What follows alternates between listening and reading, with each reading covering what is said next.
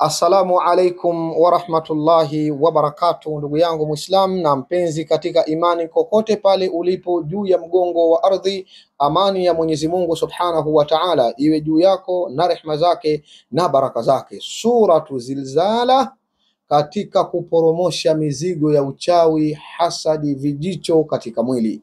Ndugu yangu Muislam na mpenzi katika imani, leo nataka nikufunze Suratu Zilzala. Suratu Zilzala ilivyokuwa ina maajabu makubwa kabisa katika kumsaidia mtu na kumtibu mtu juu ya mizigo aliyobebeshwa. Ndugu yangu Muislamu na mpenzi katika imani, inawezekana ukawa unaishi katika maisha uliokuwa nayo, lakini una mizigo mingi umebebeshwa katika mwili wako. Kuna watu wamebebeshwa aina kadhaa za uchawi katika miili yao. Kuna watu wamebebeshwa vifungo vizito katika miili yao. Kuna watu wamebebeshwa mizigo ya kichawi katika mwili yao. Kuna watu wana mizigo mikubwa ya hasadi katika mwili wao.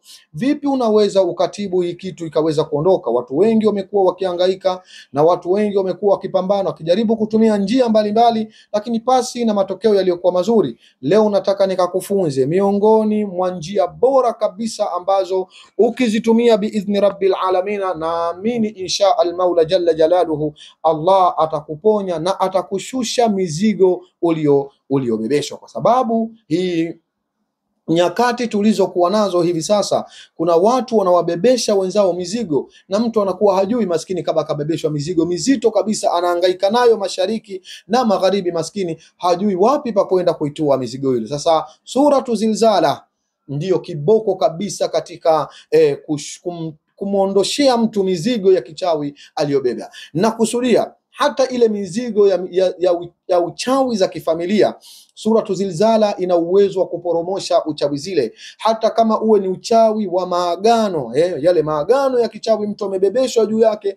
Na kwa pia ndugu yangu, yayo pia ni katika Suratu Zilzala, ina uwezo wa kubatilisha, ina uwezo wa kuondosha hiyo mizigo, na ina uwezo wa kumaliza na kuteketeza kabisa kila aina ya mzigo wa kichawi ulioubeba katika mwili. Vipi sasa utaitumia Suratu Zilzala katika kukuondoshea mizigo ya uchawi uliobebesha? Nisikilize ndugu yangu Muislamu na mpenzi katika imani.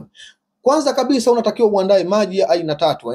Andaa maji ya aina tatu. Nisikilize kwa makini. Andaa maji ya aina tatu. Maji ya kwanza kabisa, tafuta maji ya Zamzam.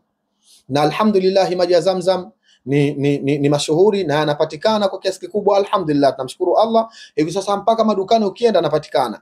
Pili, tafuta maji ya mvua. Maji ya mvua ni katika maji yenye baraka, na alhamdulillah baadhi ya maeneo maji ya mvua mpaka kuuzwa yanauzwa. Unaweza kukuta kwenye kikopo watu wanauza maji ya mvua, lakini kikubwa ni kutafuta yule mtu muadilifu ambao unajua huyu ni muuzaji muadilifu, haya ni kweli ni maji ya mvua, ili uweze kuyapata. Tafuta pia maji ya mvua. Baada ya kuyapata maji ya mvua, maji ya mwisho kabisa ambao unatakiwa uyatafute uweze kuyapata, tafuta maji ya bahari au tafuta maji ya mto. Sawa, tafuta maji ya bahari au maji ya mto au maji ya bwawa, lakini yale yanayotembea. Maji ya mto, maji ya bwawa, yale yanayotembea. Mabwawa nikisema tunafahamu mabwawa yale makubwa. Nikizungumzia mfano kwa sisi wa Tanzania tuna mabwawa mengi. Mfano kuna bwawa la Mtera, ni bwawa kubwa ambalo sio rahisi kukuta eti limeshakauka kabisa lote na halifanyi kazi tena. Ndicho ninachokusudia.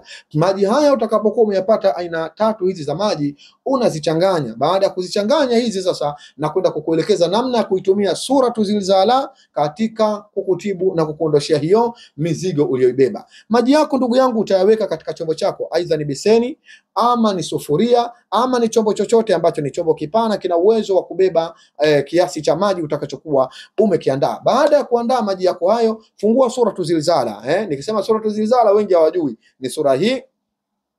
Baada a'udhu billahi minash shaitani rajim, Allah subhanahu wa ta'ala anasema idha zulzilatil ardu zilzalaha wa akhrajatil ardu athqalaha wa qala al insanu ma laha yawma idhin tuhaddithu akhbaraha bi anna rabbaka awha laha yawmaidhin yasduru nnasu ashtatan liyuraw a'malahum faman ya'mal mithqala dharratin khayran yara waman ya'mal mithqala dharratin sharran yara.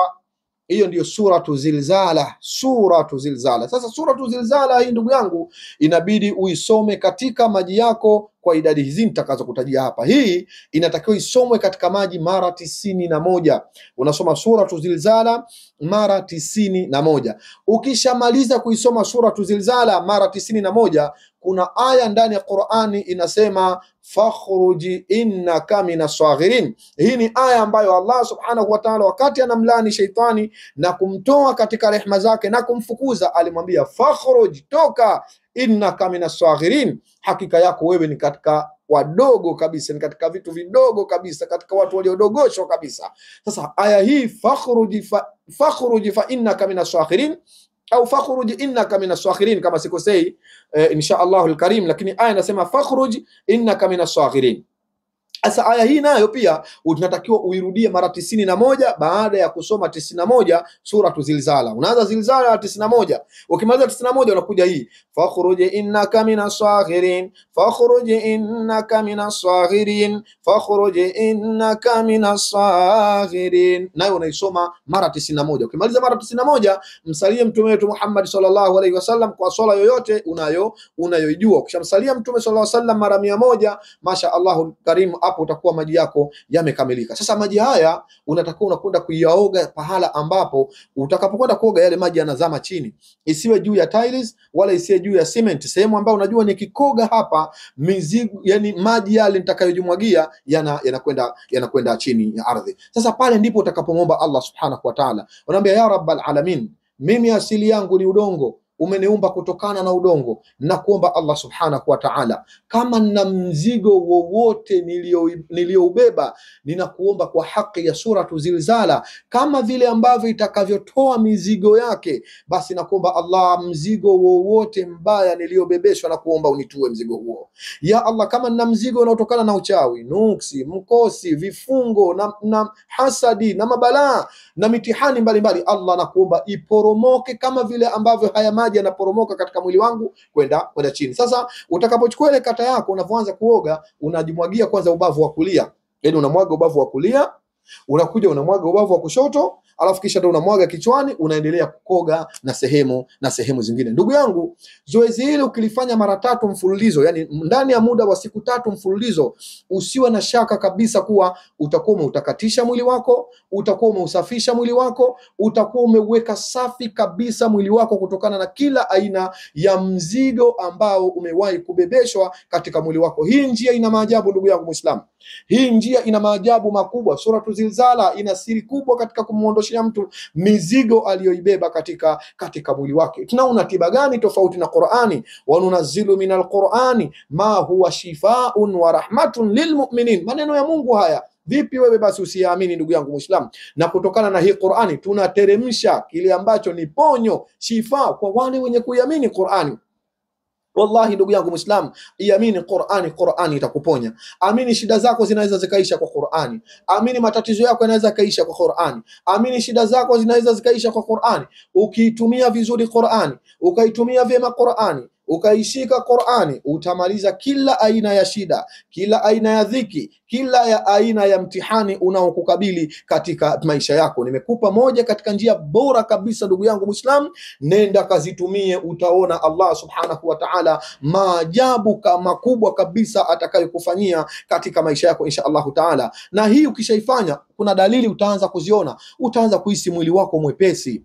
Hata kama ulikuwa unaamka unajisikia uchovu, mwili unauma, mgongo kama umebeba kitu, ganzi zisizoeleweka, vitu vinatembea katika mwili, ndugu yangu, kaoge hayo maji insha Allahu alkarim. Ikiwa ni maji yako vizuri zaidi, unaweza pia hata kuyanywa. Kama uchukua maji ya bahari, maji ya Zamzam na maji ya mvua, chemsha vizuri, ili kama kuna bakteria uweze kuwaua. Baada ya kuchemsha, unaweza pia ukatumia hata kwa kunywa pia vile vile. Inaondosha mizigo yote, inaondosha mabalaa yote, na inaondosha mitihani yote kwa idhini ya Allah subhanahu wa ta'ala. Haya ndugu yangu Muislam, tunafundishana katika mambo yaliyokuwa mema yatakayokusaidia hapa duniani insha al-Maula jalla jalal, katika kupambana na dhiki na mitihani mbalimbali. Na Allah subhanahu wa ta'ala kwa utatumia haya, Allah aweze kukubalia na akujalie uweze kuondokana na hayo. Shukran lakum, jazakumullah khair. Salamu alaykum.